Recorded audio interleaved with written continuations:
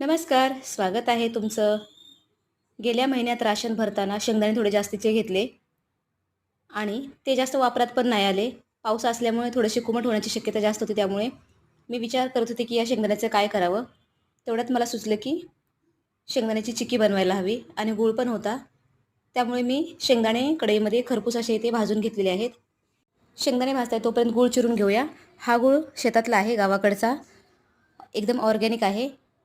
त्यामुळे हा गूळ थोडासा कमी पडत असल्यामुळे मी इथे दुसरा गूळ वापरलेला आहे. चमचाभर तेल घालून आपल्याला इथे गुळाचा पाक तयार करून घ्यायचा आहे. शेंगदाणे थंड झाले की हातावर चोळून घ्यायचे आहेत आणि पाकडून घ्यायचे आहेत. एका वाटीमध्ये पाणी घेऊन आपल्याला त्यामध्ये थोडासा पाक घालायचा आहे, म्हणजे आपल्याला समजेल पाक तयार झाला आहे की नाही. साल काढलेले सर्व शेंगदाणे आपल्याला पाकामध्ये घालायचे आहेत आणि एका परातीवर थोडंसं तेल लावून पसरून घ्यायचं आहे. गरम असतानाच वड्या कट करून घ्यायच्या आहेत आणि तयार आहे आपली इथे चिक्की. कशी वाटली तुम्हाला रेसिपी नक्की सांगा.